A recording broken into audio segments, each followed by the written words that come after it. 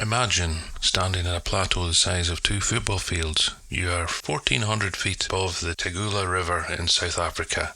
It's January the 24th, 1900. You've just climbed this mountain in the dead of night to seize the high ground and end a war. But as the morning mist begins to burn off, you realise 2 horrifying things. First, the ground is too rocky to dig a trench deeper than a few inches. Second, you aren't actually at the summit. You're in a shallow dip and the Boer commandos are looking down at you from 3 sides. This is Spion Kop, the lookout hill for the British Empire. It would become a slaughterhouse. It's a story of incredible bravery, catastrophic leadership, and a future Prime Minister, a future world leader, and a future legendary pacifist, all crossing paths on the same bloody slope. By 1900, the British Empire was in a bit of a panic. They had expected the Second Boer War to be a colonial clean-up. Instead, the Boers, Dutch descendants, farmers with Mauser rifles, high-velocity artillery, had landed them a series of humiliating defeats. The British were desperate to relieve the siege of Ladysmith. General Sir Redvers Buller, a man often described as having the courage of a lion but the tactical flexibility of a brick, was under immense pressure. Plan crossed the Tugela River, seized the highest point, which was Spion Kop, to outflank the Boers, force the Boers to abandon their positions. Buller gave the job to General Sir Charles Warren. Warren was a brilliant archaeologist, but a rigid, difficult commander. He decided a night attack was the way to go. The ascent and the fatal error. On the night of January 23rd, 1,700 British troops, mostly Royal Lancaster regiments, began the gruelling crawl up the mountain. It was pitch black and drizzling.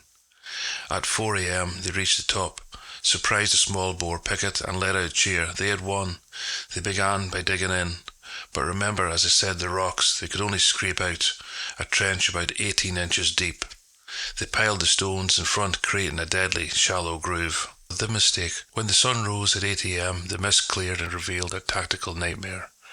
The British hadn't captured the summit, they'd captured a false crest.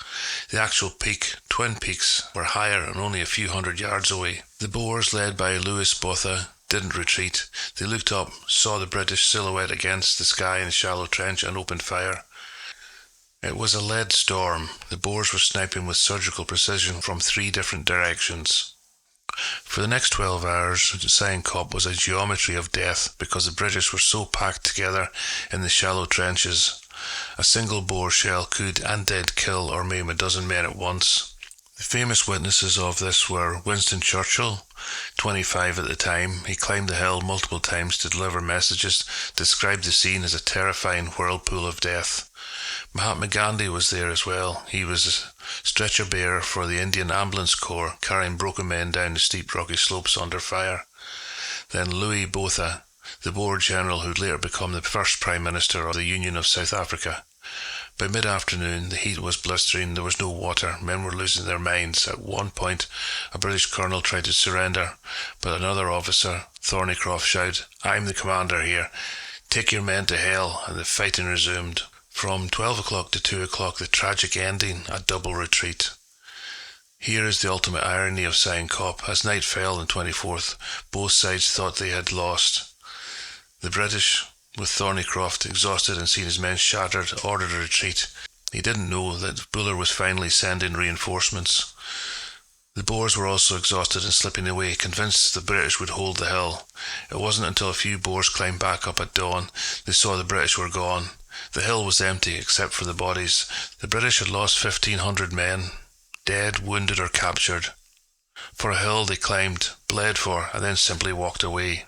The fallout was massive. The British public were horrified by the Butcher's Hill. It led to a total overhaul of the British military tactics, moving away from bright red coats and shoulder-to-shoulder formation towards khaki and fire and movement.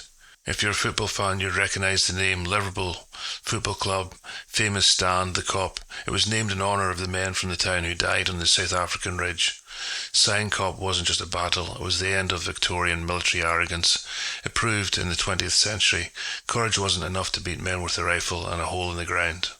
I'm Graham Haddon, and this has been Military Blunders. Thanks for listening.